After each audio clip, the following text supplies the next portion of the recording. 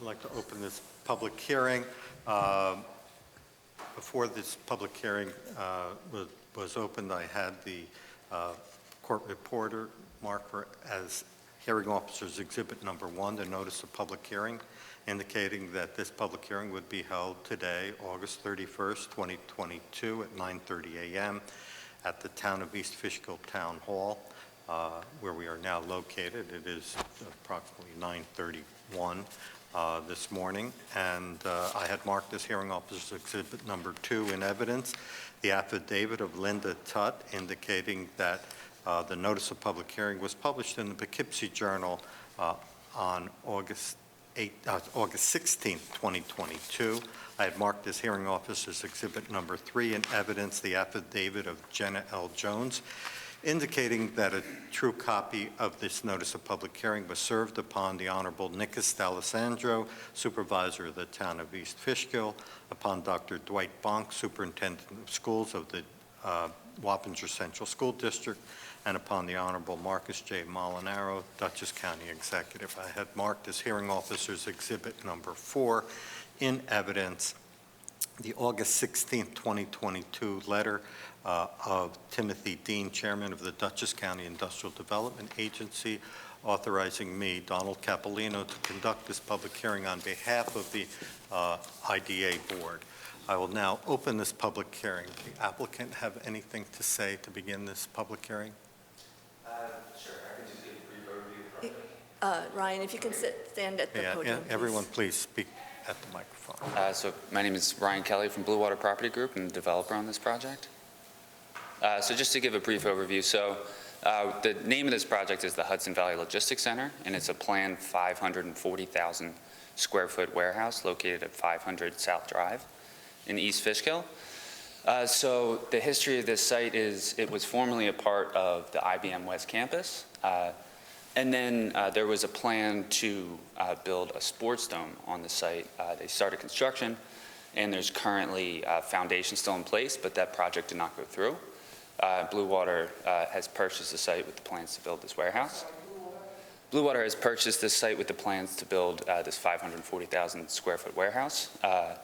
So we've worked closely with the town in the middle of our seeker process, and anticipate being able to achieve a negative declaration from that perspective. From a jobs perspective, we anticipate generating at least 100 permanent jobs, but the prospective tenant will be most likely a distribution tenant with an average job count higher than that, but we expect at least a minimum of 100 permanent jobs. And during the course of construction, we anticipate spending $79.5 million of investment and creating 125 construction jobs. That's a general overview. All right, thank you very much. Okay. Anyone else like to speak? If you please do. Please state your name for the record and tell us what you would like. Okay, I'm Raphael Kosak, a lifelong East Fishkill resident. My father was actually foreman on the construction of this building. He passed in 2012. But I didn't see this in the Poughkeepsie Journal. I met a gentleman who was talking about this in the Acme parking lot who couldn't appear today. And I'm not a politician or a business person. I'm a poet and writer. I was Dutchess County Poet Laureate for 2 years, and I taught in Wappinger's district, and I'm teaching at Dutchess now, and I taught at Marist. But I have some fundamental priority issues with this, with the abatements on this proposed project. I know that right now everything is run by big business in my estimation, and I also understand that we here in East Fishkill and Hopewell Junction would like to make our town a little more people-friendly, and it would be nice to have money for that. You know, Fishkill has crossing places. You can't cross here. So it is beyond my understanding why we want to give things like businesses like Amazon, CANAM, and Frito-Lay abatements. They can well afford to pay the full taxes here.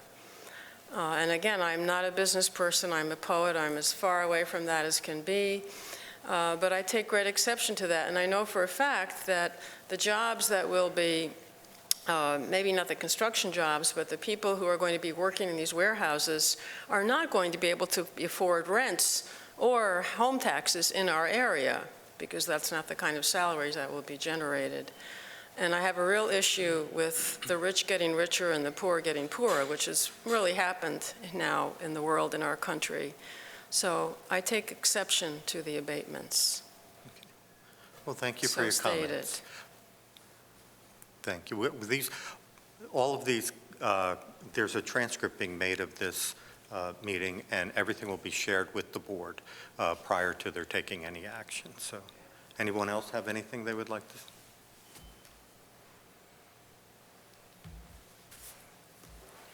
Good morning. My name is Timothy Hill. I'm an 8-year resident of the Hopewell Junction. My neighbor here pretty much said everything I was going to bring up.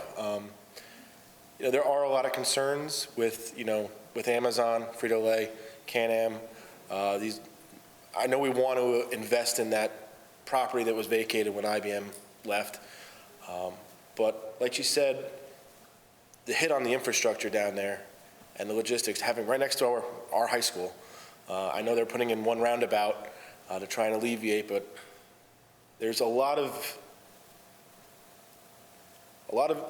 movement down there, and nothing that we're really seeing for it. At least, same thing. I'm not into politics. I'm not a politician. I don't understand the business side of it. There might be more things I'm unaware of. But most of our residents are like me. We're kind of in the dark about how these abatements work and all these tax breaks for how long, and why some of these businesses need these tax breaks. They're talking about $79 million of investment, but that's not into us. That's buying the land and building their buildings. That's not going into our schools. That's not going into our local businesses. Some of those jobs may help out those delis and whatnot right nearby, but we're right off 84 there. Most of the business is going to come right off that highway and right back out, and we're not really going to see much of it. So why are we giving up what little bit we could use with the tax revenue and these other numbers that we're just giving away? And a lot of people have these concerns. Not everybody can make it here on a 9:30 on a weekday morning. There's just 2 of us. But I think that we need more transparency about why we're giving all this land away pretty much tax-free for the foreseeable future, that my kids are growing up, they're not going to benefit from that into the schools. It's just, there's a lot of concerns and a lot of lack of transparency that we would like to see more of before any projects get approved moving forward.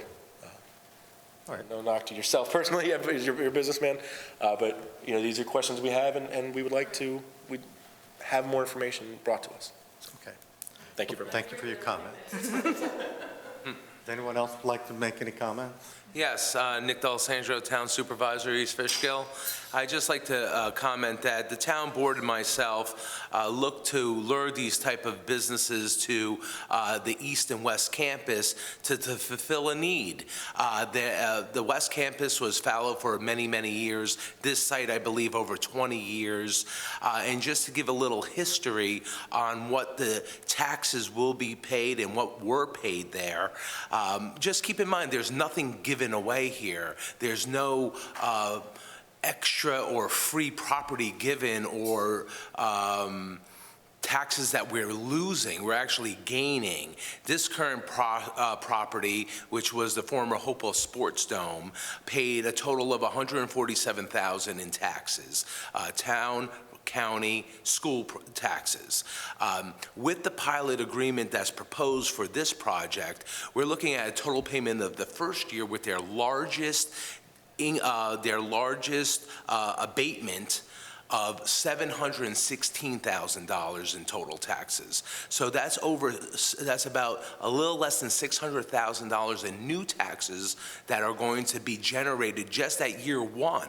And then I believe it's a 15-year deviated pilot, correct? So at year 15, they will be at full assessment. And there are many benefits for the community. We don't take this lightly. We don't look to say, okay, bring any business in here, Amazon or any other. IBM got the largest tax abatements than any company I've ever seen in this area, and that was from New York State. And I'm actually appalled at the numbers that I've seen that IBM got, and they contaminated our property down there, and then they were allowed to just leave, and I have a big fundamental problem with that. Now, we work very hard to revitalize the East and West Campus. This will be the final property to be built out on the West Campus, and not only will they have jobs, like I said, they will be paying more taxes. And just make a mention of the Amazon project. That project, those properties were paying a total before the build of $159,000 a year. In the first year under the pilot, they are paying $574,000 just for the structure, and the land $290,000. So a total of $864,000 in taxes compared to $159,000 when the building was there sitting, rotting, looking terribly. So it's not that they're getting an extra abatement. They're getting an abatement to be competitive with other areas. We're in a corridor, the 84 corridor going into New England. We're in a very competitive area. We compete with Connecticut, New Jersey, and Pennsylvania. And some of those states are offering more than half the amount less of per square foot for the taxes. So how do we compete?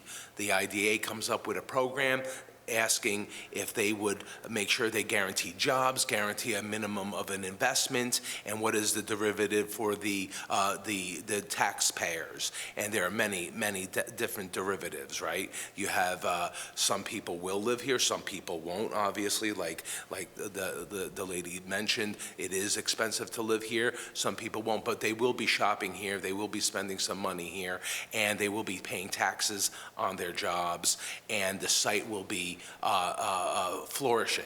So for the town, we're not taking a farm or somewhere else and making this a factory or warehouse. We're taking a site that is built out for industrial use. It has all the infrastructure in place for these types of projects, water, sewer, everything else, electricity. So that's the appropriate place for it to go.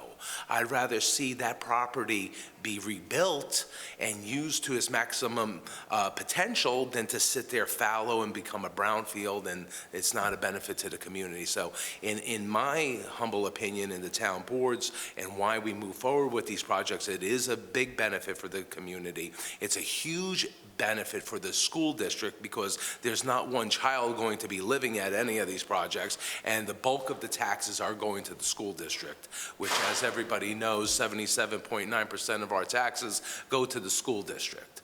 So I'm in favor of this project for the reasons I just mentioned, and I hope that it will be successful.